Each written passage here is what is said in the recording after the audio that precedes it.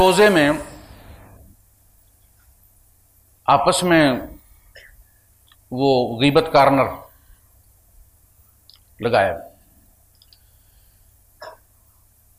بعد میں انہیں پھر تکلیف ہوئی، بہت زیادہ تکلیف ہوئی، روزہ لگ گیا بہت زیادہ. تو اللہ کے رسول صلی اللہ علیہ وسلم کو بتایا گیا کہ جی فلاں تو مسئلہ پوچھنے آیا کہ جی وہ روزہ توڑ دے، ان کو بڑی تکلیف ہے. آپ نے ان کو بلاؤ جائے، ٹھیکرا دیا کہ اس کو ٹھیکرا دو، کہ الٹی کرو دونوں، اس میں لوتھڑے تھے خون کے اور اس کے چبائے ہوئے. یہ دیکھیں، یہ ہے معجزہ نبی کی موجودگی میں جو ہوتا ہے نا، اس طرح بالکل بلیک اینڈ وائٹ میں سامنے آتا ہے.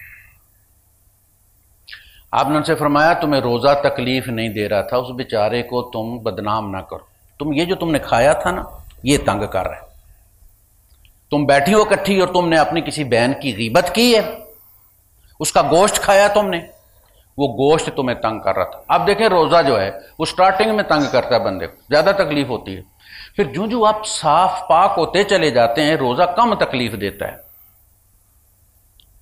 ہم شکر کرتے ہیں کہ رمضان کے روزے پورے ہوں، جان چھٹے نہیں رکھیں گے تو عذاب ہوگا نا. فرض عبادت کے ساتھ یہ مسئلہ ہوتا ہے.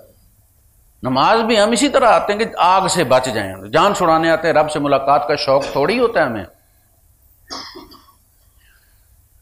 تو روزہ ابتدائی دنوں میں لگتا ہے، پھر آہستہ آہستہ آپ سمجھتے ہیں کہ آپ کو عادت ہو گئی ہے. اگر سمجھتے ہیں عادت ہو گئی ہے تو آپ رمضان کے بعد بھی ذرا پیر اور جمعرات کا روزہ رکھ کے دیکھیں، عادت نہیں ہوگی. آپ گناہوں سے صاف ہوتے جا رہے ہیں اور وہ تکلیف کم ہوتی چلی جا رہی. جتنے آپ معصوم ہوں گے، جتنے گناہوں سے دور رہیں گے، روزہ آپ کو کوئی تکلیف نہیں دے گا، مزہ دے گا. حضرت علی رضی اللہ عنہ کیا کہتے ہیں کہ میں تو یہ پسند کرتا ہوں کہ گرمیوں کے روزے ہوں اور لمبے دن ہوں. روزہ سرور دیتا ہے. اس کے بعد اَيُحِبُّ أَحَدُكُمْ أَن يَأْكُلَ لَحْمَ أَخِيهِ مَيْتًا فَكَرِهْتُمُوهُ. اس سے تو تمہیں کراہت آتی ہے، پھر یہ کام بھی اصل میں وہی ہے، اس سے بھی کراہت کرو.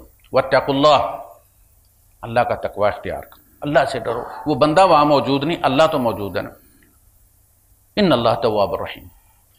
اس کے بعد وہ سبب، یا ایھا الناس انا خلقناکم من ذکر و انثی، اے نوع انسانیت، تم مسلمان ہو یا یہودی ہو یا عیسائی ہو یا ہندو ہو یا بدھ ہو، جو بھی انسان ہے وہ ایک مرد اور ایک عورت میں سے پیدا کیا گیا ہے. تم سارے ایک ماں اور ایک باپ کی اولاد ہو. یا ایھا الناس، یا ایھا الذین آمنوا نہیں، یہ ہے انسانی اخوت. ہم سب انسان آپس میں بھائی ہیں، ایک ہی ماں اور ایک ہی باپ کی اولاد. لہذا اس چیز کو مد نظر رکھنا چاہیے. کسی بھی غیر مذہب قوم پہ اگر کوئی عذاب آیا ہے، کوئی مصیبت آئی ہے، کوئی سیلاب آ گیا ہے، کوئی زلزلہ آ رہا ہے، تو ہمیں خوشی محسوس نہیں کرنی چاہیے.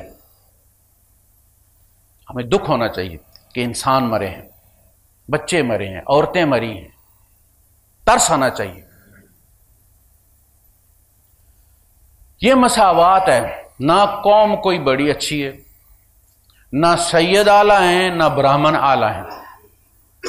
اسلام میں کوئی ایلیٹ کلاس نہیں ہے. اللہ کے رسول صلی اللہ علیہ وسلم نے انہی آیات کی تفسیر میں فرمایا ہے حجۃ الوداع پر کہ کسی عربی کو کسی اجمی پر کوئی فوقیت حاصل نہیں، نہ کسی کالے کو سفید کو کسی کالے پر، کالے کو سفید پر، عربی کو اجمی پر، اجمی کو عربی پر. کلکم لآدم، تم سارے آدم کے بیٹے ہو. وآدم من تراب، اور آدم مٹی کے بیٹے، وہ مٹی سے پیدا ہو. بات ہی ختم ہو گئی. کوئی ایلیٹ کلاس نہیں. عمل ذات، یعنی قیامت کے دن جو نسب ہے نا وہ یہ دنیاوی، یہ ختم ہو جائے گا. عمل ہمارا تعارف ہوگا. فَإِذَا نُفِخَ فِي الصُّورِ فَلَا أَنْسَابَ بَيْنَهُمْ، جس دن سور میں پھونکا جائے گا ان کے درمیان کوئی نسب نہیں ہوگا.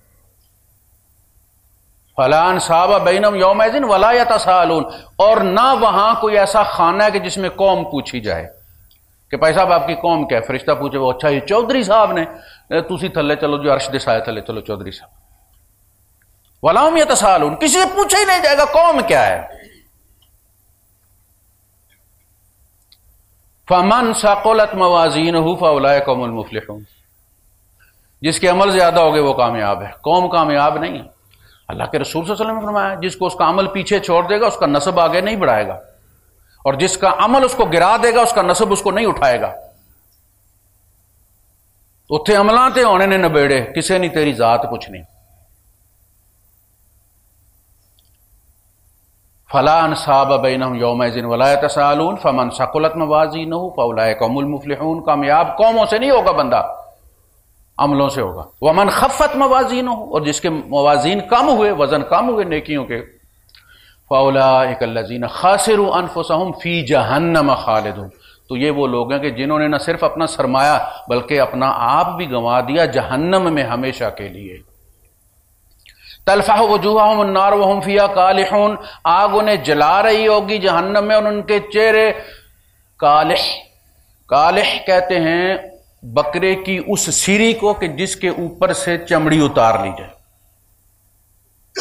وہم فیہا کالحون، ان کے چہرے پر یہ گوشت نہیں ہوگا، وہ کالح بکرے کی سیری کی طرح ہوں گے جس کا گوشت اترا ہوا ہوتا ہے. قالوا الم تکن آیاتی تتلی علیکم فکنتم، اب جب وہ پھنسے نا وہاں پہ تو اللہ پاک نے کہا کیوں میری آیات تمہیں آئی، یہ سب کچھ تمہیں بتایا نہیں گیا تھا؟ ہم نے تو یہ سارا کچھ پڑھا ہے، مگر ابا کو ثواب پہنچانے کے لیے، دادا کو ثواب پہنچانے کے لیے اتنے قرآن، قرآن نے تو کھول کر سب کچھ بیان کر دیے. اس لیے کہ اس کے بعد کوئی اور کتاب قیامت تک نازل نہیں ہونی. اللہ نے اس کتاب میں کوئی کمی نہیں چھوڑی. وہ جو حضرت علی رضی اللہ عنہ فرمایا کہ سب کچھ اس کتاب میں، اس سے مراد یہی ہے. قالوا ربنا غلبت علینا شقوتنا، اے اللہ ہم پر ہماری بدبختی غالب آ گئی تھی.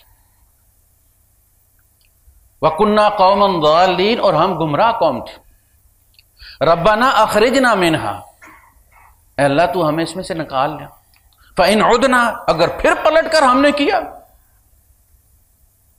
فَإِنَّا ظَالِمُونَ، پھر ہم ظالم ہوں گے.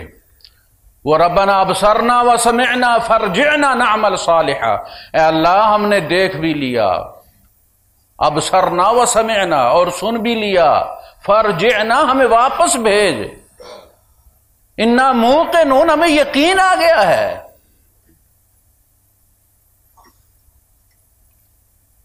قال اخسأوا فیہا، شٹ اپ. اخسأ عربی میں کہتے ہیں شٹ اپ، بکواس بند کرو. ولا تکلمون، بات مت کرو.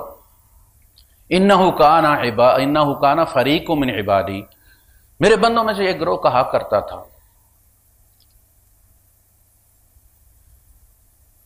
یقولون ربنا آمنا فاغفر لنا وارحمنا وانت خیر الراحمین فاتخذتموہم سخریا، تم ان کے ساتھ تمسخر کرتے تو وہ کہتے تھے اللہ ہم ایمان لے آئے، اے اللہ ہم پر رحم فرما، اللہ ہماری مغفرت فرما دے. تم اس کے ساتھ تمسخر کرتے تھے. فاتخذتموہم سخریا حتی انسوکم ذکری، یہاں تک کہ تم میرے یاد بھی بھول گئے. وکنتم منہم تضحکون، تم ان کا ٹھٹھا اڑاتے تھے. انی جزیتہم اليوم بما صبروا، آج میں نے انہیں جزا دی ہے اس صبر کی وہ جو یہ تمہارے